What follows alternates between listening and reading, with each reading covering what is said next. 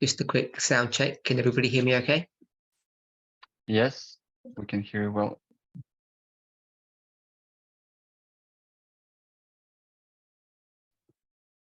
Do you hear us? Yes. Okay. Let's just check my translator.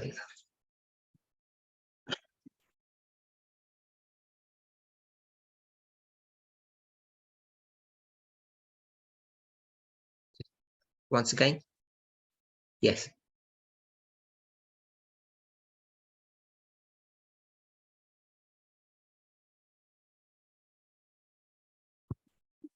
Welcome everybody to this weekend camp meeting.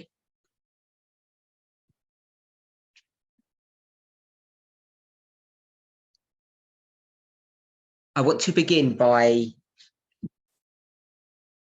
attempting to answer a few questions that I've received.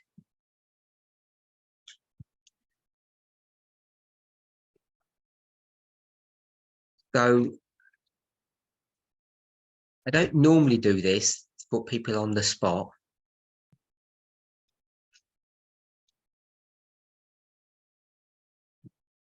But someone asked me a question about Catherine's presentation yesterday.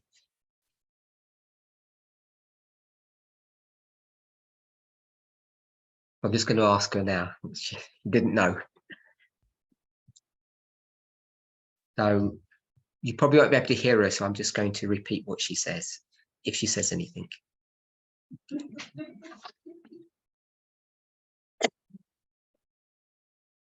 So I've been in what I might describe as a long-term conversation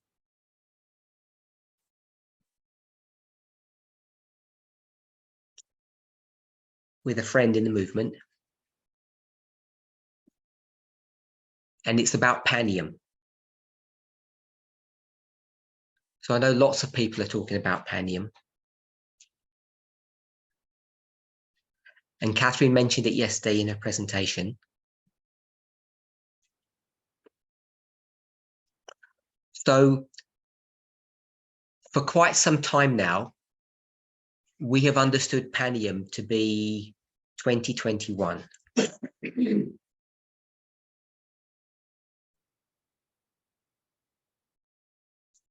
I just want to remind everybody that the discussion or the subject of Panium is not new, it's an old subject.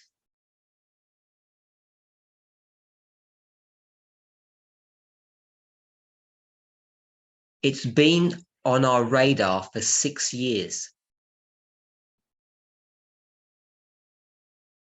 And Elder Tess was not the first person to bring that, we'll call it a battle, bring that battle to our understanding.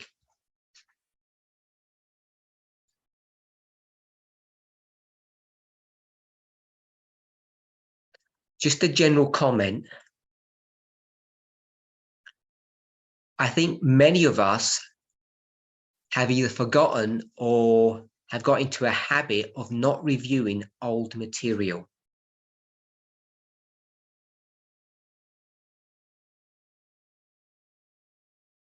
In addition to that, a lot of the older material, when people left the movement, they took their material with them.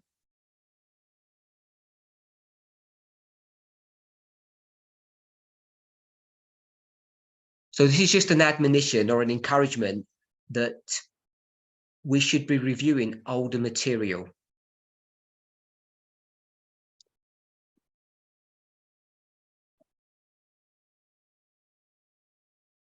So Panium, I suspect the majority of us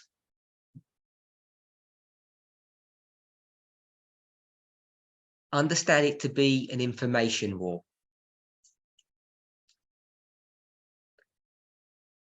And I think most of us have got some level of understanding that it's connected with the war in Ukraine.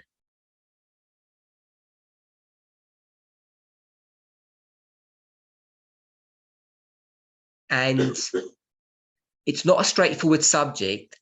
Plus, we haven't been very precise in our language in the past.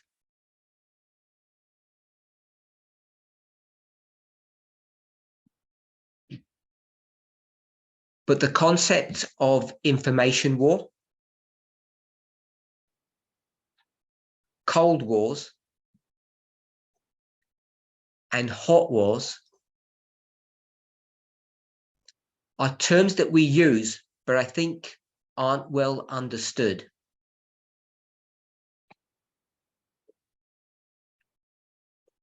So I'm going to simplify the question.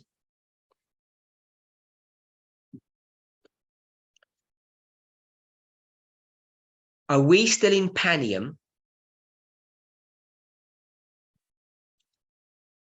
Is the information war that began in 2021, are we still in that information war? And is the war in Ukraine Panium or something else? Catherine, do you have any thoughts on that? Because you did mention some of those aspects. In my mind, Panium is in 2021 exclusive. Go ahead. Okay. In my mind, 2021 Panium is behind us, that waymark. Okay, so Catherine believes that the waymark of Panium has come to its end. And go ahead. And when did it end? It ended in 2021? Or spilled over into 22? It might have spilled into 2022, early 2022. So the question is, when did Panium end? And she has said it spilled into early 2022.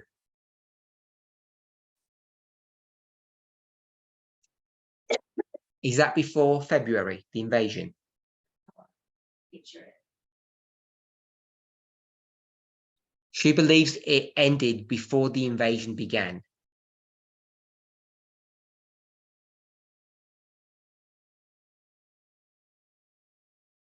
Do you want to add anything else? We knew that there would be a progressive fall for Russia over that dispensation between 2021 and Sunday law. So the continuation of the war in Ukraine, I see as that intermediate period. So she recognizes that the King of the South would fall.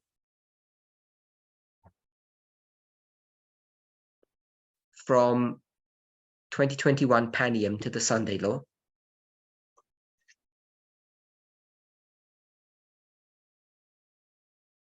But the history that we're now in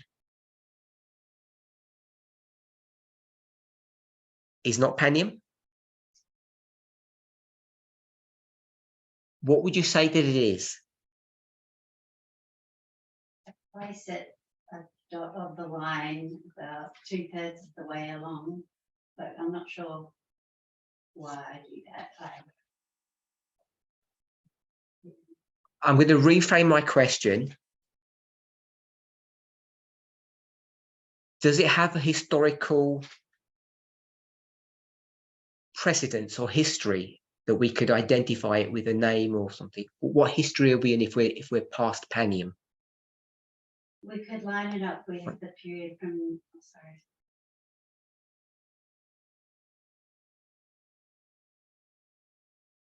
We can line it up with 1989 to 1991. Past history. Like Panium is a historical event. Is there a history that we're going to go to find out where we are now?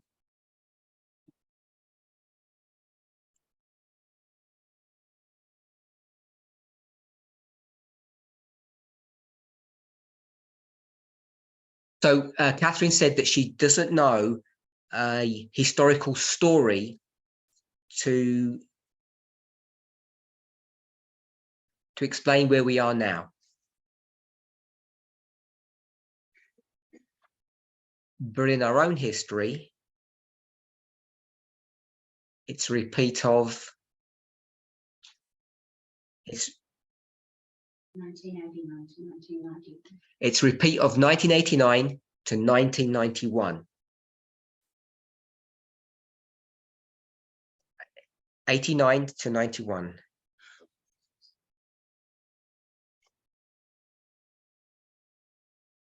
And Catherine, what is that? All of the years. So she's lining up the fall of the USSR from 89 to 91 with our current history.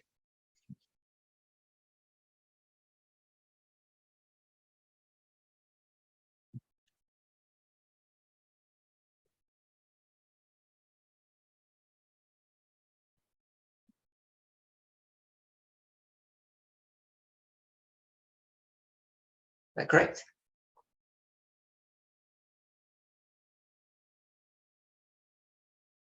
And Catherine's lining that up with 1989 to 1991.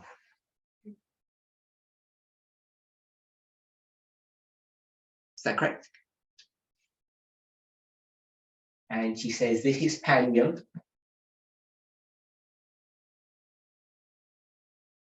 It's the year, but it's the point.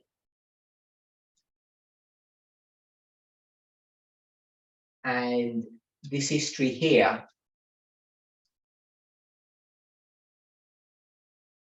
is the progressive fall of the King of the South.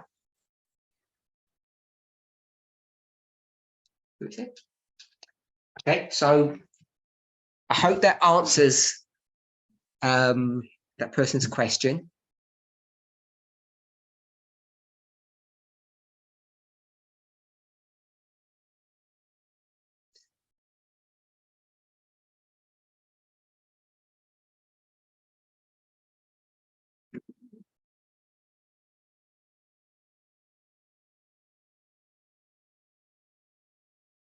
Okay, so I'm just reading what the questioner had said after that.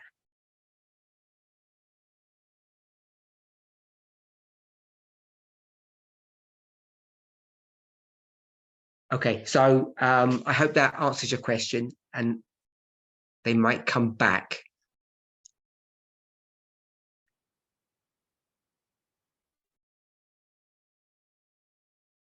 Okay, so I had another question. This is on Acts 27. The island of Melita.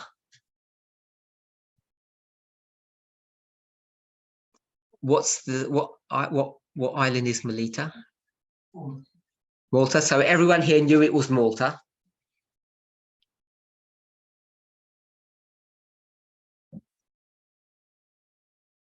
So Paul is on the island of Malta.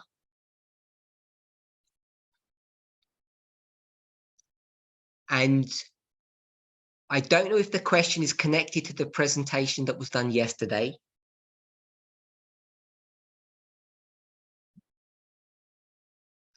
Or to some of the thoughts and ideas that I've introduced in the recent past.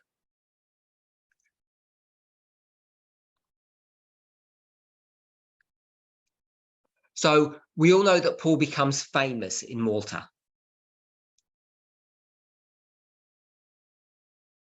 So I'm not going to go to the verses because I think we're very familiar with that story.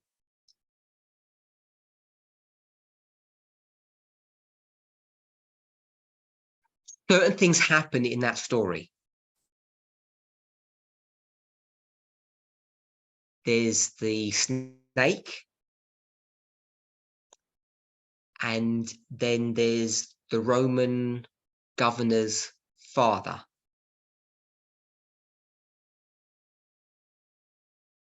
I think his name is Publius. It's Publius' father who gets healed.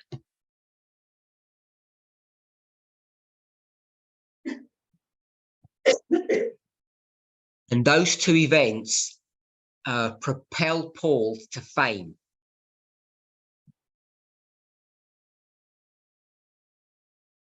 And we have taught that the arrival on the island is what waymark for us.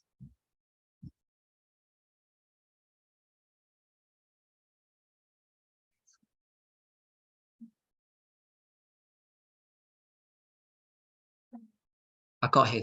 Who's speaking? I didn't hear what they said. Sunday law. Sunday law. So we've taught that that's Sunday law. And the questioner understands that. So you can guess what the question is. Based upon Catherine's studies and comments that I've made in the past.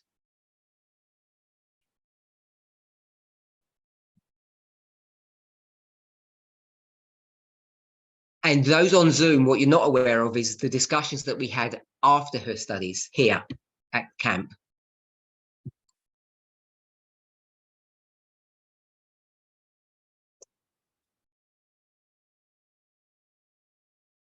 It didn't answer that question, but there was some discussion around that subject. So the questioner is asking the following.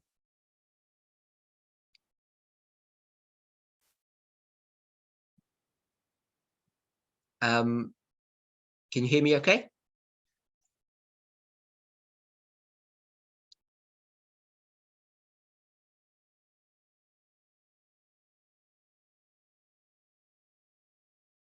Can you hear me now? Sorry. So the questioner understands that and he's asking the following.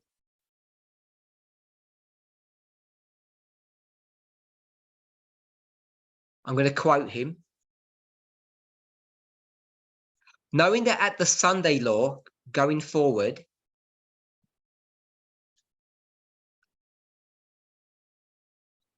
we're supposed to interact with the Nethinims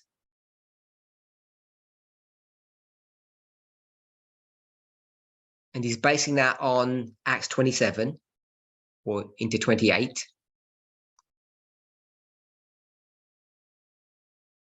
What does that look like in our time?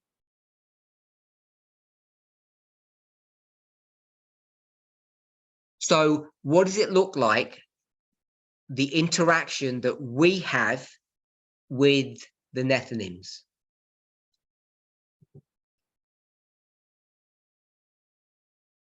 So if we compare Acts 27, we are whom in that story?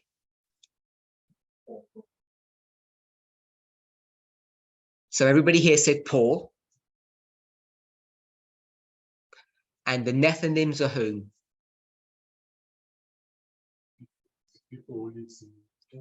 The islanders, the people from Malta who live there.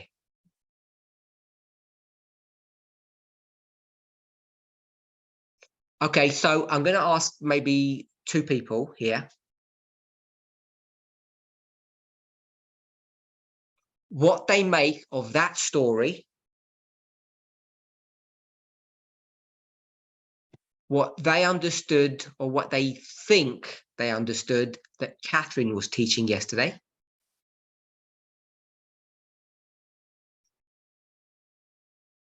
And what they think they've heard me say in the past. So there are three stories, if you like. Acts, Catherine, me. I'm only using Catherine because it's topical when we're at this camp meeting. I'm not trying to pick on her study or do anything negative.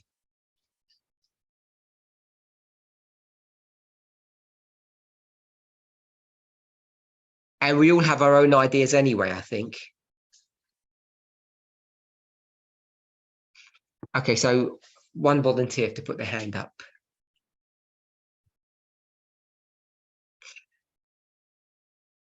Okay, so Curtis is going to go first. So the question is, we've got Acts 27, where Paul is literally famous because of his good works. What does that mean for us today, Curtis? if we take the three separate stories, Go ahead. if we take the three separate stories that we give us, So if we take those three stories,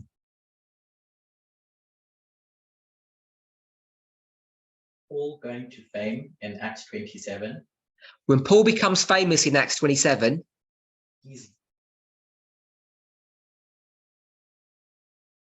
he's giving something to the Maltesians that they don't have. he's going to give something to the people of Malta that they don't have.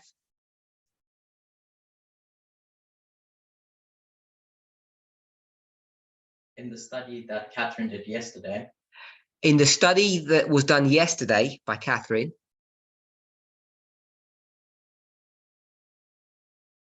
there's an element that this movement gives the Nethinims that they don't have, if that's the conclusion that we draw from that. so Curtis has drawn the conclusion that there is something that we will give the Nethinims.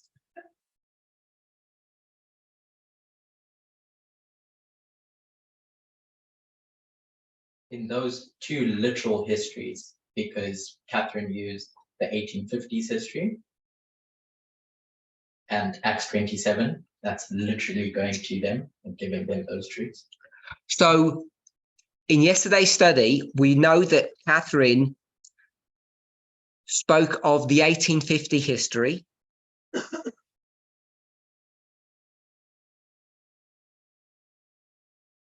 And if we layer that on to Acts 27, in both stories, God's people literally go or are required to go to the world.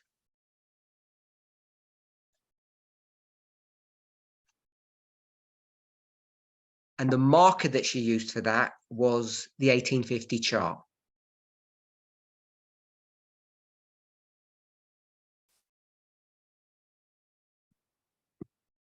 The third component, which is what you've taught, So the third part that I've intimated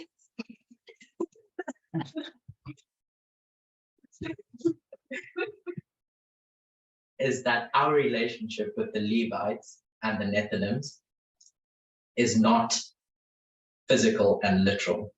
So I've suggested that our relationship with the Nethinims is not literal. That's what Curtis has said.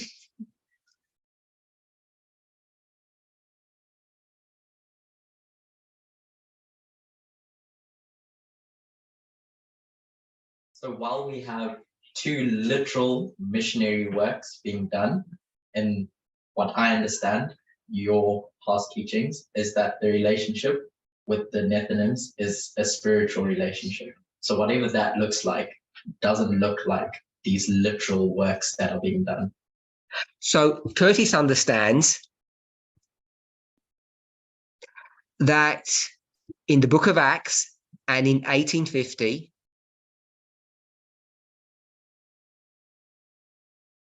there was literal evangelism going on.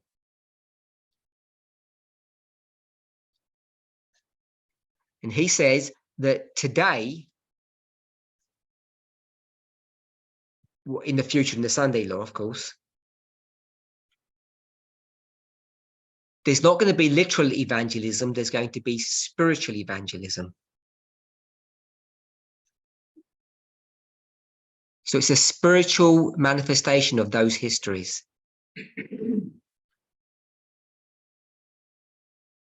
And what does that mean? We're not specifically having physical contact with them, giving them a message. We're not going to have contact with them. Or whatever message they are getting from God is coming externally. Is not coming from us. So they will be evangelized, not by us, but by a message that originates from God.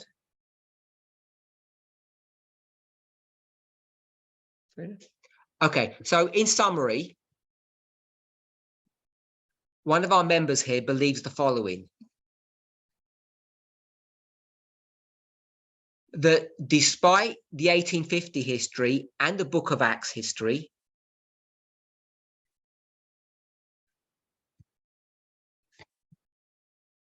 we won't be doing evangelism to the Nethinims, but they will be receiving a message from God without defining what that means. It's the test, but it's not going to come from us. And so the inference or the suggestion is that it will come from an external source, which would essentially be the world.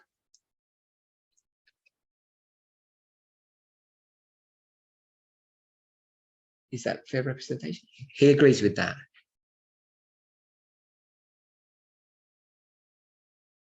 Anyone else wants to say something? Hey. Brian. That, other than what Curtis is saying, if that's not what's going to happen, God's going to have to empower us to do some great thing that's going to attract attention to the messages. So Brian has said that if Curtis is wrong,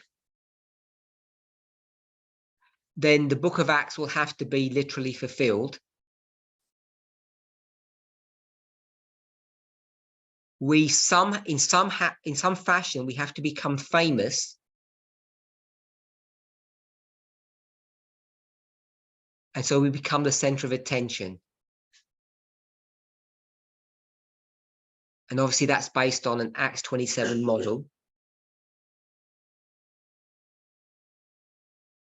And even though Brian didn't say that, sorry, say the following, not the past. This is exactly the same model that Ellen White provides. She suggests that we will be projected into the national discussion. And you can go to the 1890s to get evidence for that.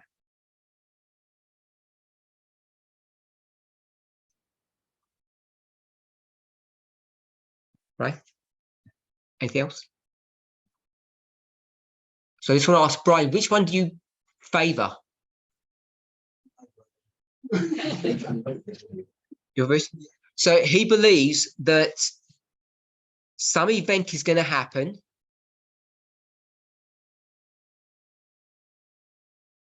that will make us famous,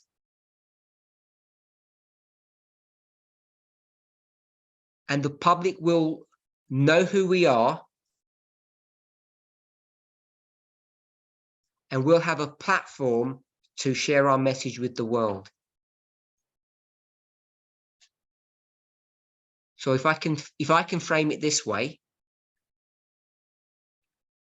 without defining what those circumstances are,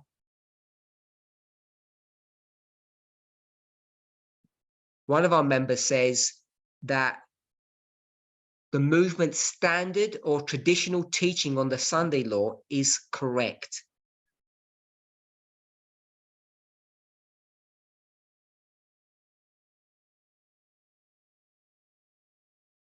Is that fair representation? Yeah. So in our little group here, we have differing views on what the future looks like.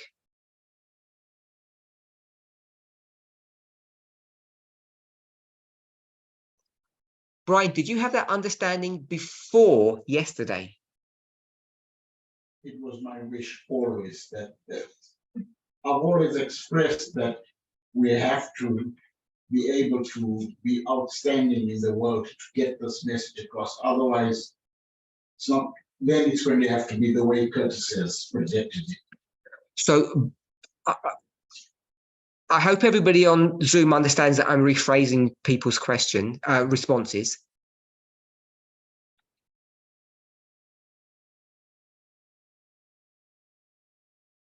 So Brian has said he's never let go of the old ways.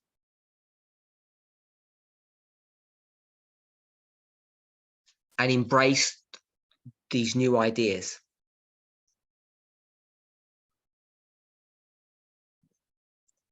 Anyone else?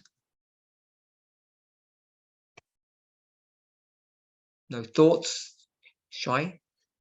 Is there a third way, middle way, Start again, sorry. is there a third or middle way where a representation of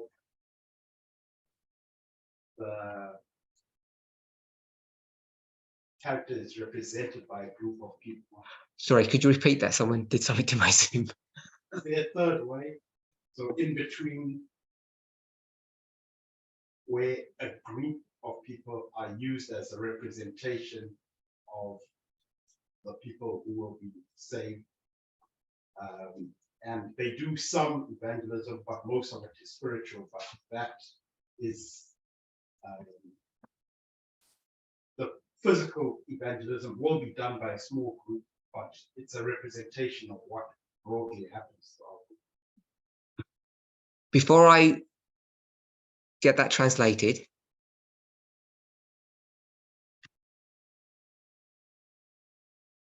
that small group, you're talking about us?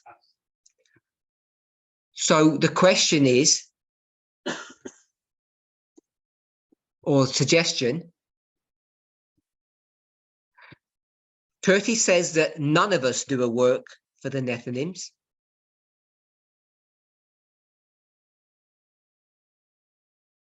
Brian says that all of us as a movement do a work for the Nephilims.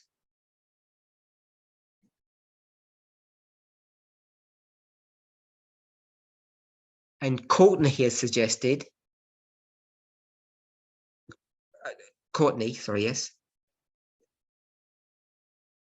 that maybe only a few of us do this work.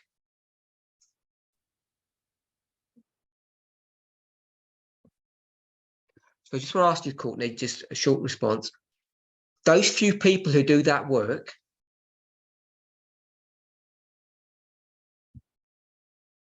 are they sent or are they independent workers?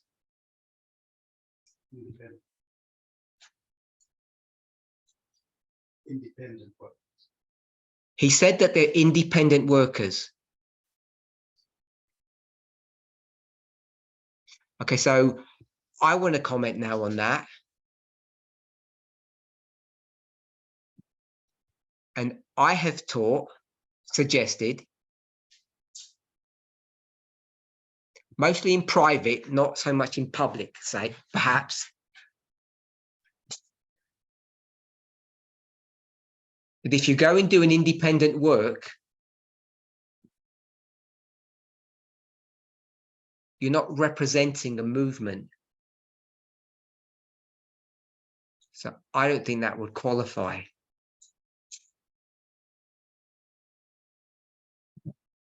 What we have to be careful about is reading Paul's history. Because in many ways, he's an independent atom.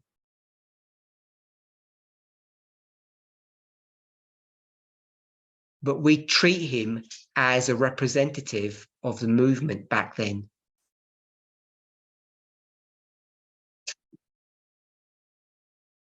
Okay, Catherine, do you have any thoughts?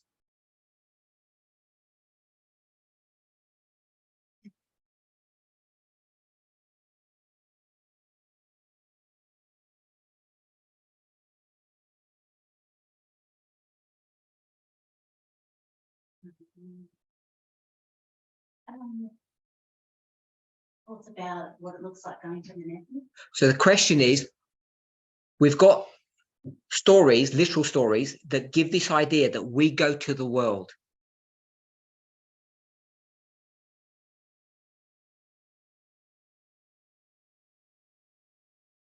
And we've built a whole theology, a doctrine, that we are at the center of the great controversy during the Sunday law history.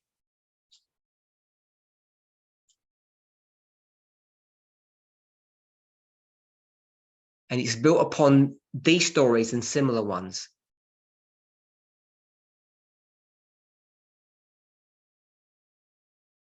Curtis said that that version is no longer fit for purpose.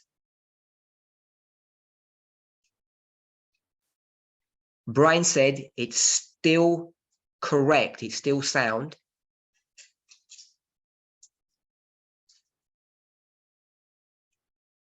And that's my question, Catherine. My expectation has been that we will do work on behalf of the movement, but in our personal spheres of influence. So Catherine's response was similar to Courtney's. That each of us will just do the work that lies nearest,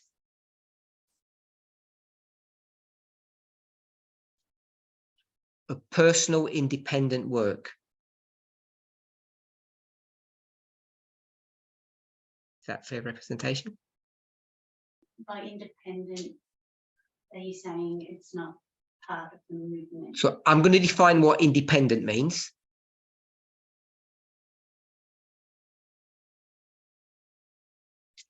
Whoever we want to define leadership as,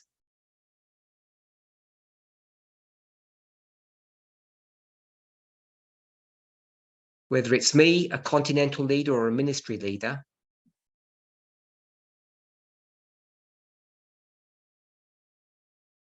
they have not explicitly sent you out to do something or speak to people.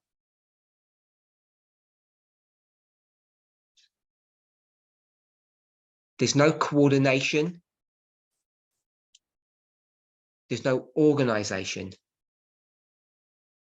It's just an individual member of the movement deciding that they need to speak at some moment to somebody.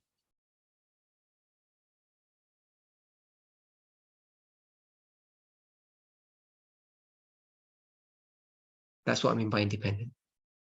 That's the view that I had. That's the view that I had, although it doesn't sound very good now that you've said what you said. I want to add that I don't mean to put a negative connotation to that.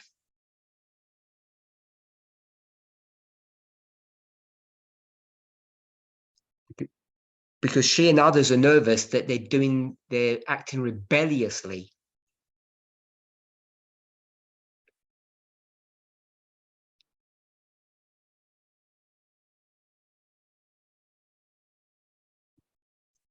And when I've discussed this subject in the past, this particular issue,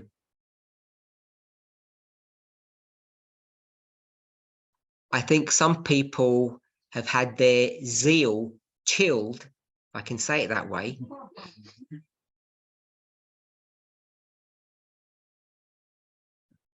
because there's a misunderstanding of what this issue would mean.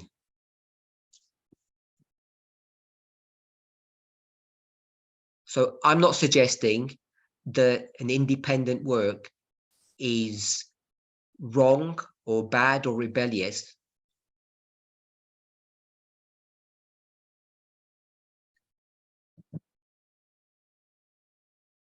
But I am suggesting it doesn't fit the criteria of a movement-led initiative.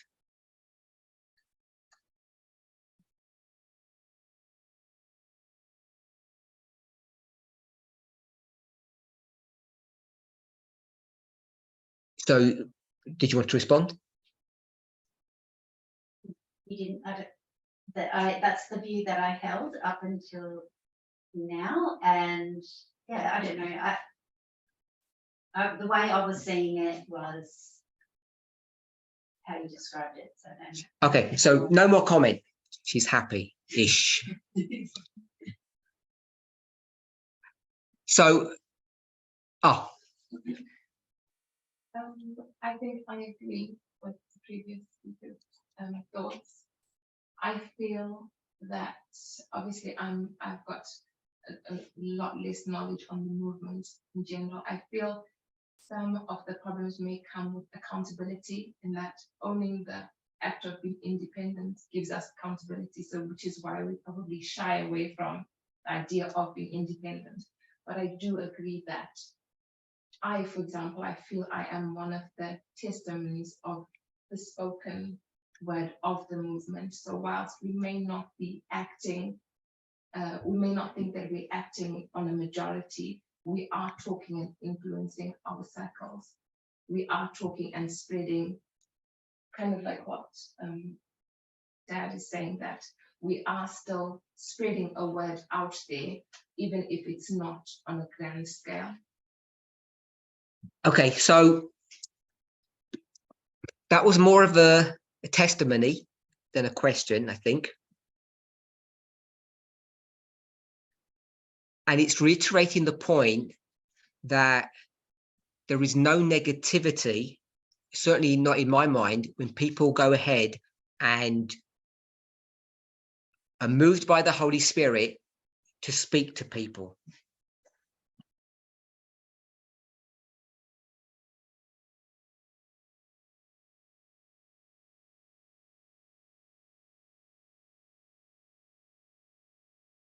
That fair representation? Yeah, what I do want to disagree with what you said is that's not what Brian said, I don't think. He spoke. Sorry. Sorry, because what Courtney said, being in the middle. Oh, Courtney, I thought you said. No, I did. Okay. Okay, so I won't comment anymore then. That's fine. Any other thoughts? Can I just clarify that that's what everyone's been doing all along? So that's no different when we get to Sunday Law and Our Cry than what we've been doing all along, if you go with that.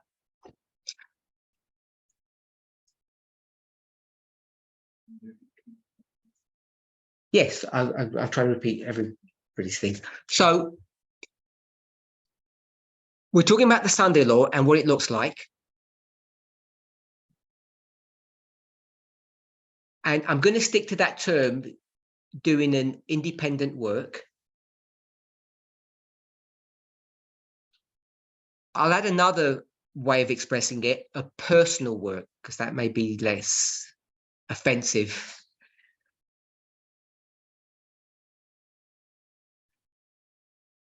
I wasn't trying to be offensive when I said independent, because I think it is an important concept to understand.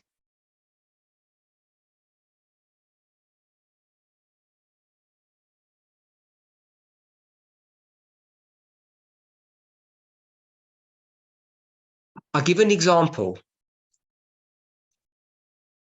This movement, right from its inception, when we went to Daniel chapter 12, we defined the wise as what?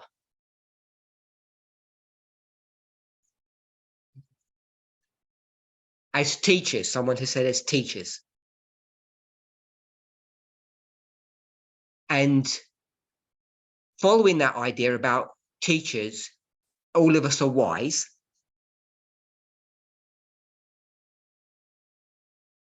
We developed another model that says we're all priests. And what's the primary role of a priest? It's not someone who does sacrifices, it's a teacher, someone has just said. So based upon that model, we have had a culture which has not worked well, because I'm just going to say all of you, generally, not just here, but on video,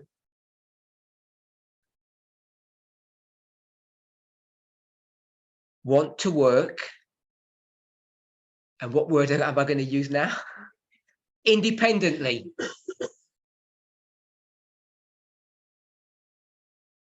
You don't want to do as you're told.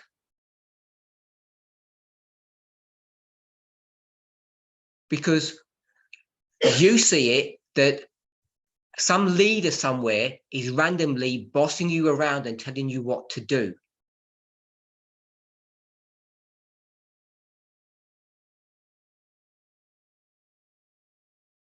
And so the subject is about teaching. And people will come up with all manner, I'm going to call them excuses.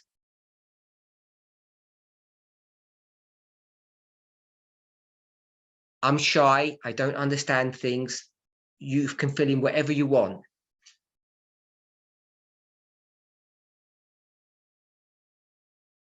But those leaders never set the rules.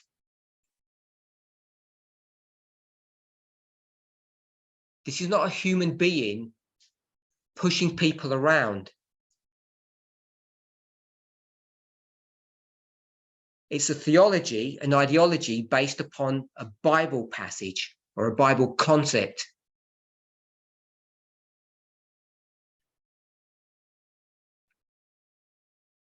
And when you qualify as a priest, literally in the house of Aaron,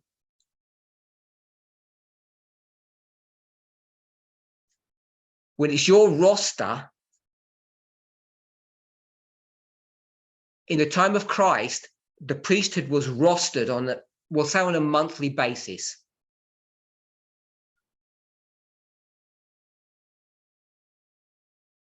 You don't tell people, I'm not available.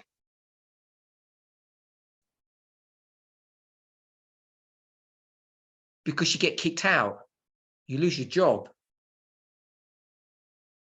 But this movement is full of independent workers who think they have a right to be independent because they think it's of leadership, but it's really of God and their job function.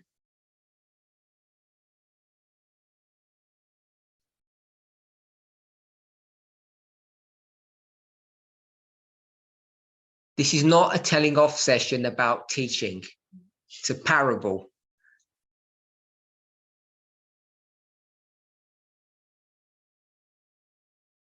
When we're required to teach, every single one of us, it's not some kind of organizational issue.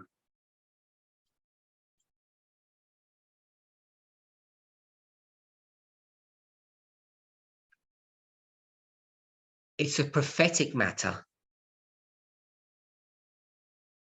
And so when I said people are doing an independent missionary work,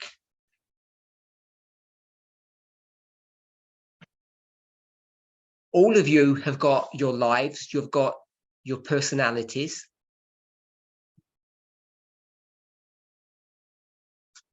And you've got legitimate reasons not to teach when you're asked to.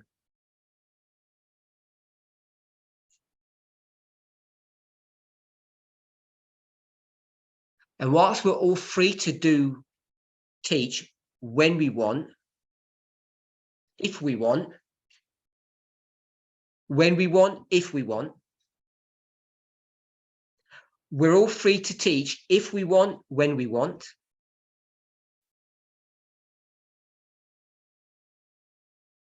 In the same way, we're free to evangelize if we want, when we want.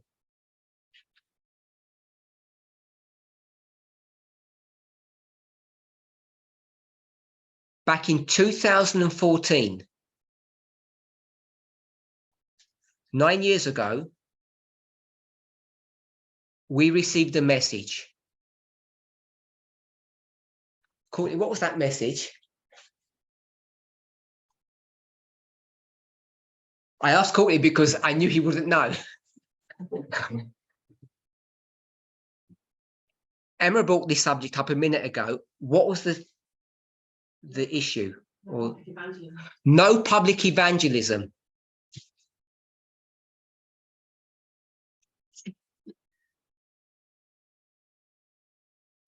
Said something. Yeah, Courtney wouldn't have known that,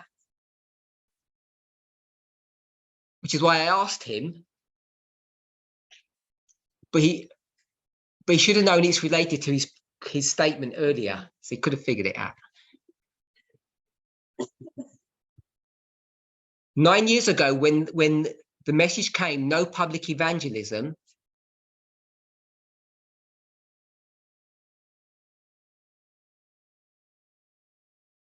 Catherine, have a guess what priests in the movement, what their reaction to that message was.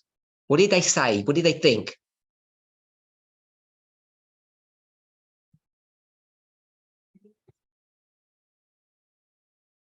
It's against the thus saith the Lord. What is against the thus saith the Lord?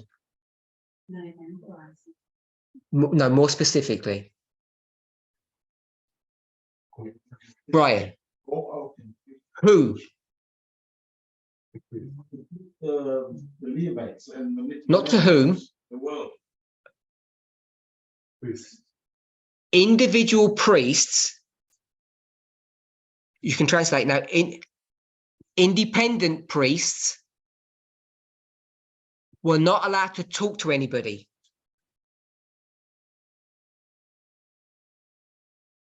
People thought no public evangelism meant you're not allowed to speak to your parents or your uncle or your church friend.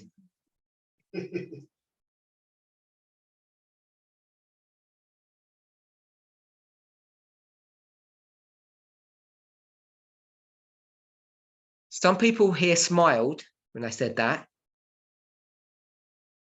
but it took several years to become balanced.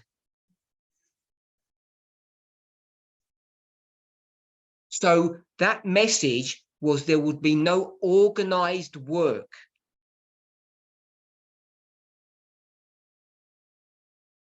It was never an instruction that individual members could do whatever they wanted to do, say whatever they wanted to say.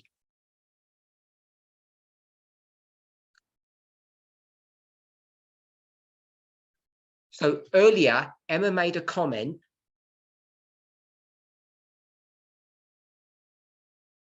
that these differing views, these contradictory views about what will happen in the Sunday law,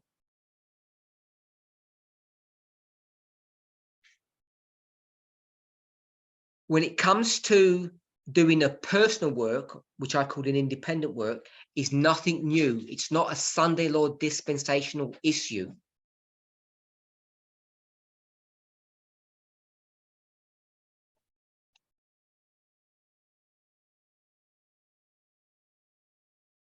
It's something that we've been doing for the past 9 years, speaking to friends, family, individuals.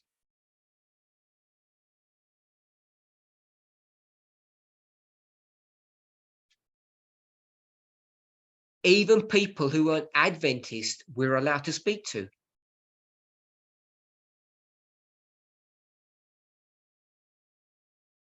So I don't know if that's just a reminder to many of us, it's a reminder. Maybe for some people it's new.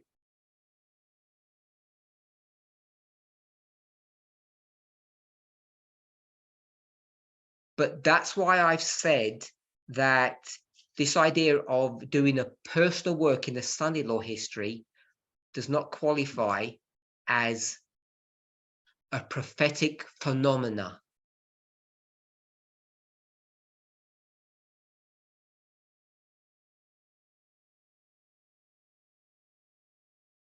It's not meant to put a stop to people doing work for others.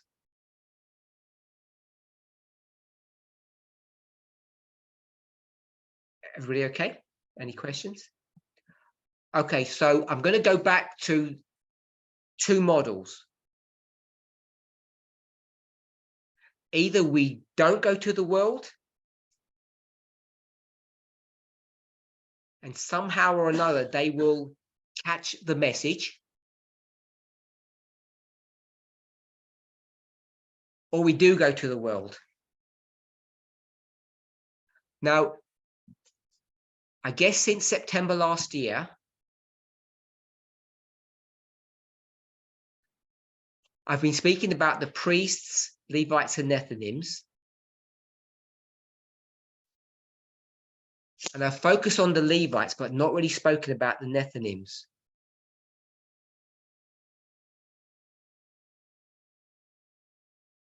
So, based upon 3 people, Curtis, Brian, and Catherine.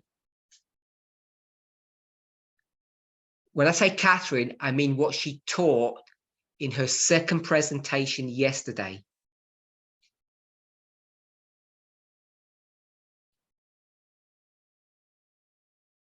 What you don't know on Zoom, but you can guess,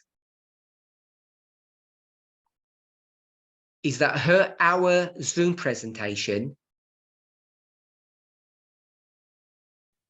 was followed, I think, I'm going to say an hour and a half further discussion.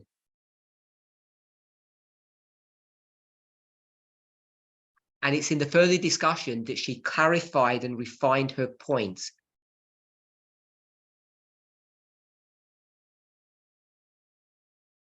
So you all missed that. And without knowing what was discussed then,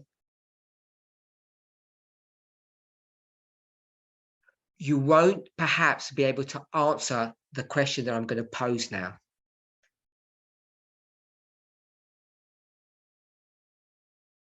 But the people in our little group here will. So the question is, we've got Curtis's model and Brian's model. And Catherine said something in her presentation.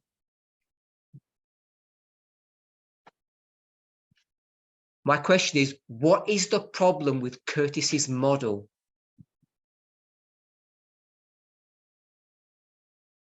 Because it's a big problem.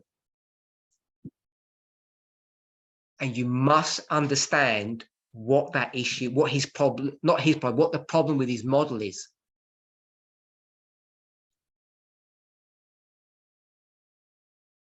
Even though he might say, well, he got it from me. Because he made it sound something like something really good.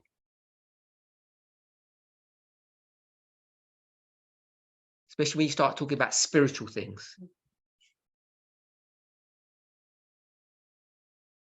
And we might say of Brian's model,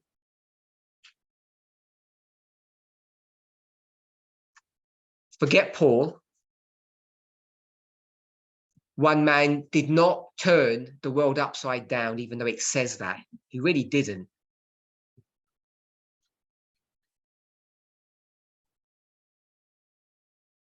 And Brian's suggesting 500 of us are going to flip 7 billion people.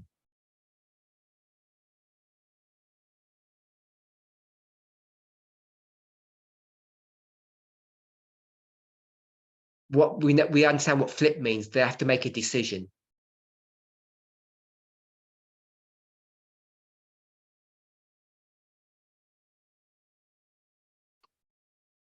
Aided and abetted by myself, with my help, many people in the movement don't believe that can happen now.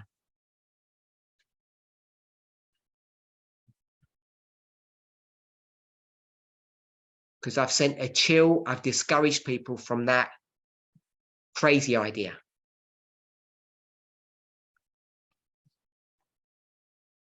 Except Brian. And I'm not trying to say it in a joking way. I'm saying he represents a group of people in the movement who don't believe what Curtis has said. And Curtis kind of got that from me.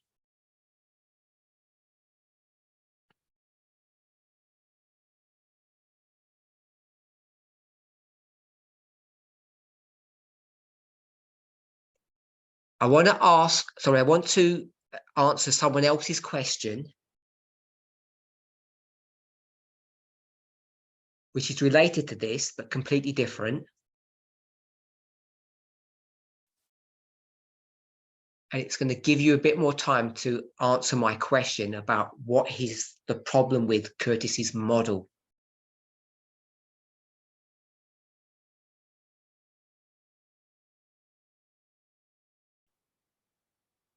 Do you know what the answer to my question is, Catherine?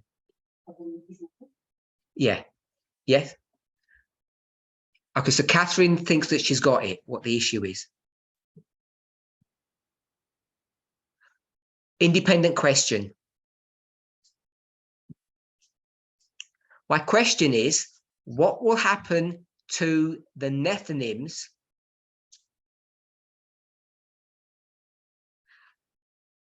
that they will not be translated alive at the second advent?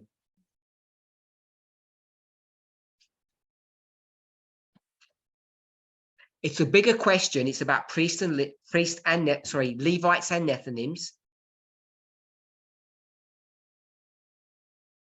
It's about the 144,000. And it's about translation for those Nethinims. Okay, Catherine, what's the problem with Curtis's model? Because he made it sound really good. He said, don't worry. We can't do the job, but God will. Fair enough. Or you don't. We don't do the job, but it's going to be. They're going to have spiritual evangelism. You said.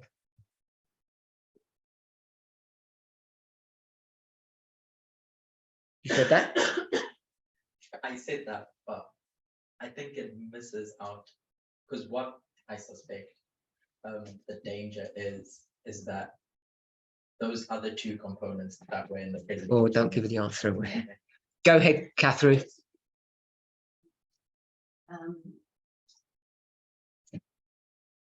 The Nethinims,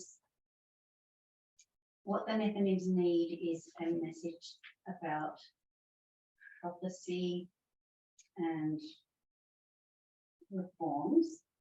What the Nethinims need are a message, you said?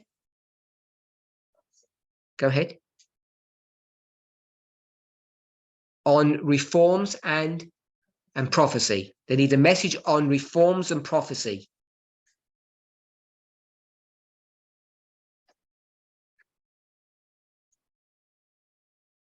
If we are not the one teaching them that, there is no one else. We are the only people that are able to give them those two components.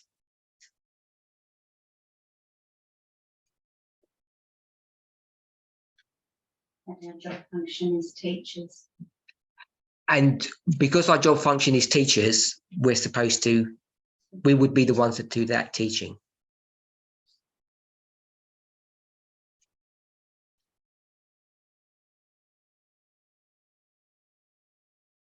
So I was unfair to Curtis because Curtis already figured that out sometime through this discussion.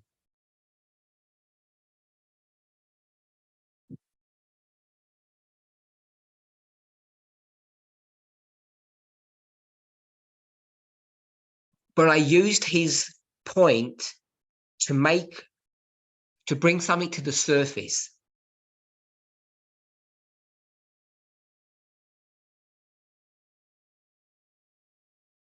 I don't know if I've said this privately or publicly.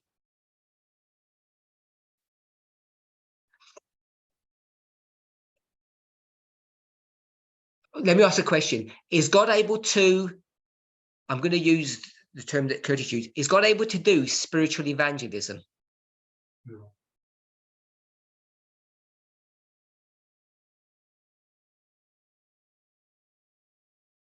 So Curtis said yes before you said God's. He said yeah. He's backing out now. And no, Are you talking dreams and visions? Yeah. Yeah, what do you mean by God? I didn't define what you said. External sources, but those external forces are doing a prophetic message from God. As do we. So we used God as the thing, but we're just proxies. Yeah. Yes. So he was.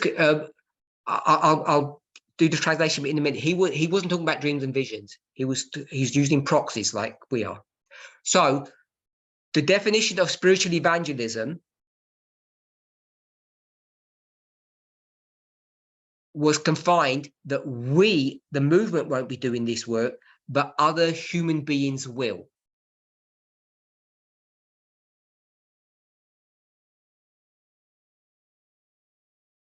We don't literally do this work, but it's done to the world through literal agents, but it's a spiritual evangelism.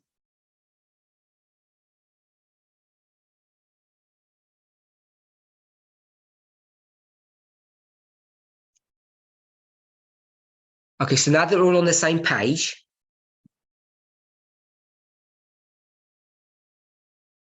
we understand what the problem is. Let's summarize. What is the problem with the model that Curtis has presented to us?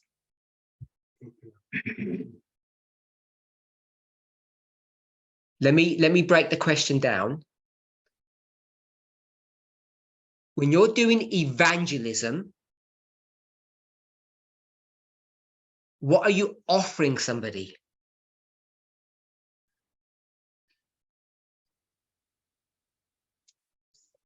Salvation. So I wanted to use another phrase besides salvation.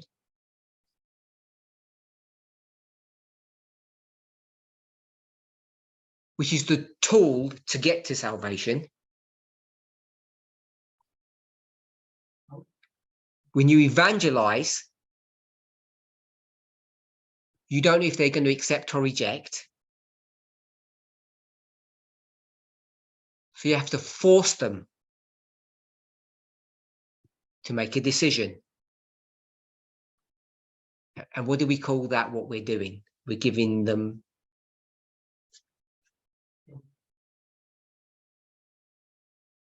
the everlasting gospel.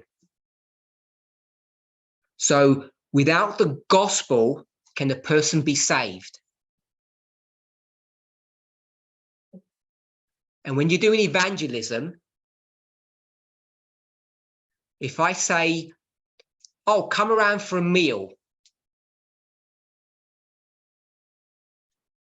the weather's good, some introductory thoughts, is that evangelism?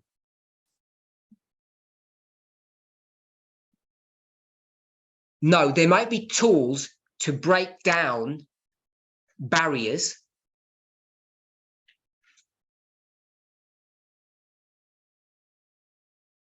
What's the entering wedge for evangelism that we all know?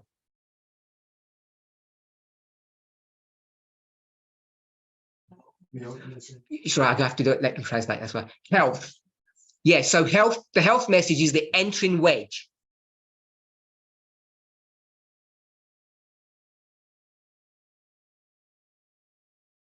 But it's not the gospel, and it's only an introductory part of evangelism.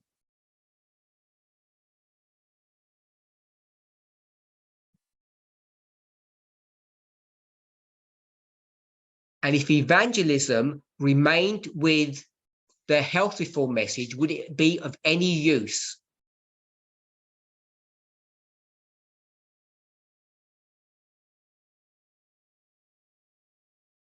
Because the end goal is salvation, we've said. So the answer is no, it would not be of any use.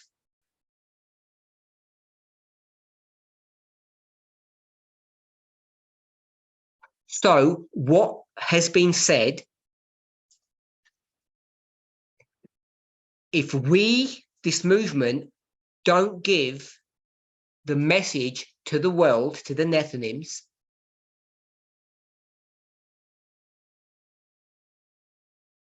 will they understand? I'm going to call it the reform message.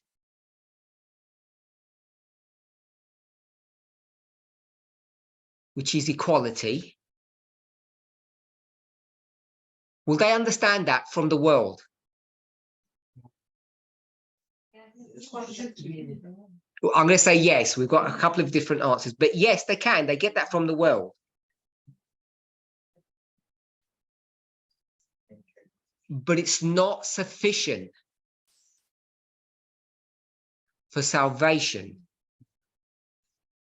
So if it's not sufficient for salvation,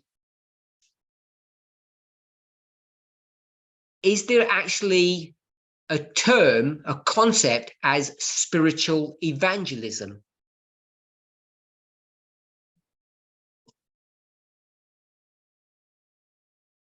Brian said we have to do this work. No, Brian said we will do this work. It was Catherine that says we're the only ones that can do this work.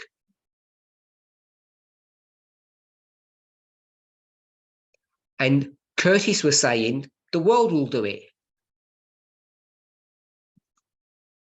equally well.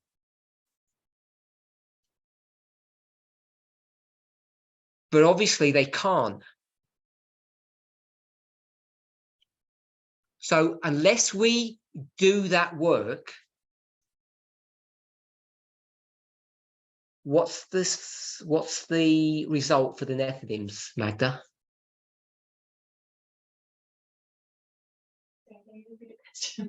If we don't do the work, what's the result for the Nephilims?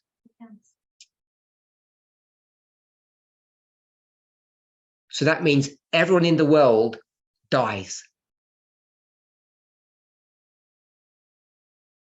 So you said a minute ago she says they can't be saved, and then she shrugged her shoulders when I gave the same question more pointedly.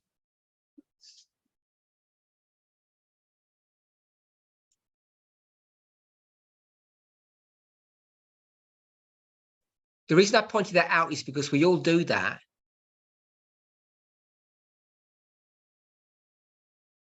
And it's good that we do that. When someone presses us, we should pause and be careful about what we're about to say. So it's good that's what she did.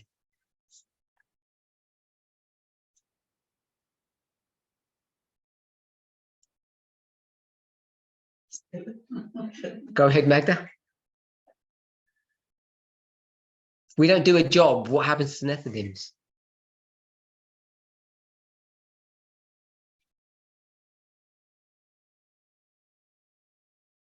God usually pays someone who does do the job. God will find someone to do their job. That's what Curtis said. And Catherine said there is nobody. We should do the job. But it's line of success, so we should do the job. So it's a what? Line of success. So we we should do the job. I don't know. My question was, if we don't do it, what happens? We'll be lost. They will all be lost. I think colloquially we say they all die. So this question about translation and the 144,000, it's answered.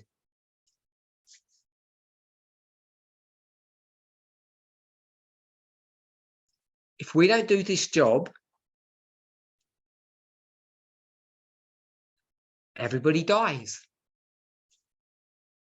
And if we're talking about the Nephilims, we can just extend that to the Levites as well.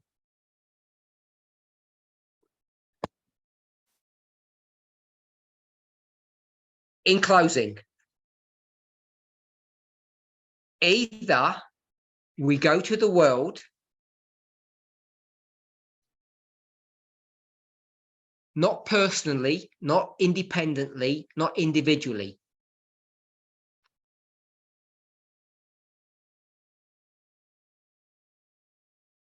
but we have a movement initiative, which means someone has to give the green light that we can now do public evangelism whenever the now is.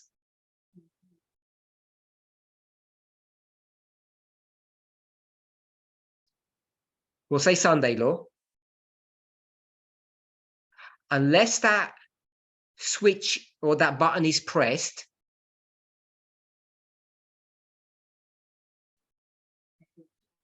everyone dies. There's no hope for them. And them is the Nethinims. And everyone is not 7 billion people. Because I'm not talking about the personal work that you do. And I think many of us, I'm not saying I'm correct necessarily, but I don't think many of us have still conceptualized what that means or how it works.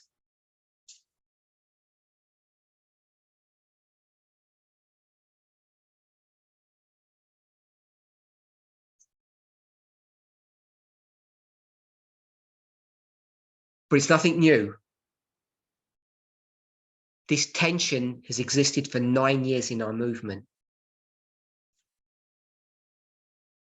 And if you can get it straight in your mind, you'll understand about the Sunday law, personal work or movement work.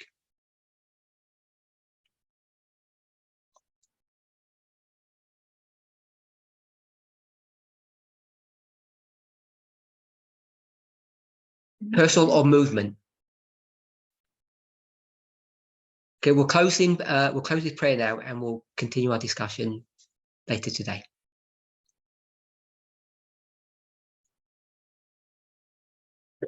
Let's pray. Holy God, we thank you.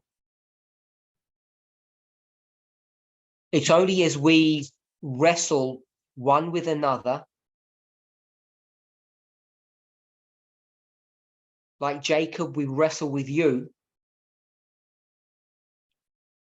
who really was wrestling with himself. It's only in this struggle, the struggle that you have given to us, that we can become the people of prophecy.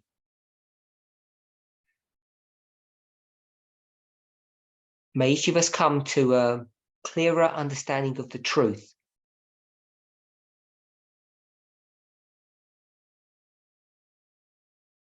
As we see time running away from us.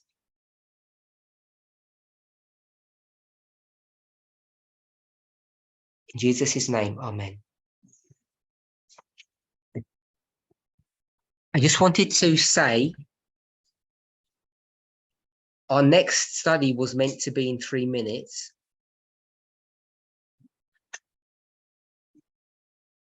And everybody needs a little bit of a break. If we could meet in 17 minutes at UK time, that would be 10:45 as opposed to 10:30. So it's just 15 minutes later.